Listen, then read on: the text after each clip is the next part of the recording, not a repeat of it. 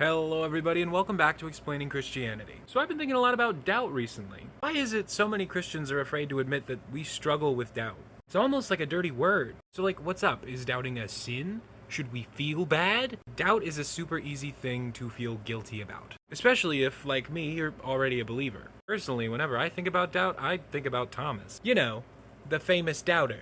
If you don't know, Thomas was one of the 12 disciples. The man traveled with Jesus. This dude witnessed endless miracles. He saw Jesus die on the cross, and then, when told that he had been resurrected, Thomas doubted.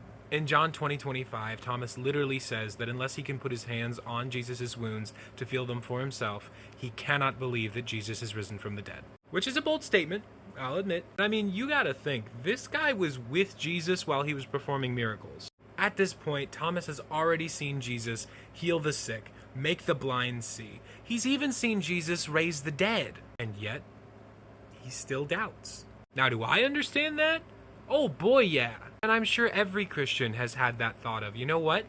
Maybe this is too good to be true. And I wish that I could tell you what was going through Thomas's head. I'm sure, just like all of us, he felt ashamed and confused as to why he was doubting. I'm sure he was probably even a little frustrated with himself because after all of this, his faith still wasn't enough. But I can't tell you why he doubted. I don't think Thomas knows why he doubted. What I can tell you is what happens next. About a week after Thomas admits his doubt to the other disciples, they're all hanging out and Jesus just appears to them. Now resurrected because, he's Jesus. Now Jesus could have laid into Thomas right then and there. He could have reminded Thomas of everything they've been through together and how he just can't believe that Thomas would still doubt him after everything. By all rights, he should have been shaming Thomas for having so little faith. But that's not what Jesus does.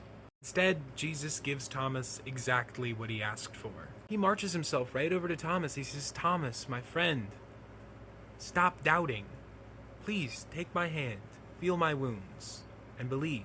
Jesus doesn't condemn Thomas in this moment because he understands that, just like with sin, humans are predisposed to doubt. It is built in, unfortunately. And of course, he wants us to believe. I mean, in the literal next verse, he tells Thomas that he's a little bit disappointed that Thomas couldn't just believe without seeing. But Jesus understands. God understands. And if he didn't shame Thomas, someone who had already seen proof, what makes you think he's going to shame you? Doubt is a normal human thing. We're shown this time and time and time again in the Bible. Most notably with Thomas, but also with the Israelites, who, by the way, had a literal giant pillar of fire guiding them through the wilderness and still had doubt. Or with Nathaniel. Not me, the other guy. Time and time again, we're shown that even the best of us doubt. And time again, we're reminded that God comforts those in distress. For Thomas, he revealed himself. For the Israelites, he sent manna from heaven to sustain them. And God reminded Nathaniel that he is always there, even if we can't feel him. Doubt is not the antithesis of faithfulness. And just like going for a run can help us build our physical health, doubt and overcoming that doubt can help us build our spiritual health. In the end, just like everything else, you have to give it to God and trust that he loves you and he cares for you. And he's always going to do what's best for you even when you feel alone. It's a leap of faith. If you've got a question that you'd like the biblical answer to, please don't hesitate to leave it in the comments below or shoot me a message on Instagram. I'm very reachable, and I will answer it in the next Explaining Christianity. But for now, that is all.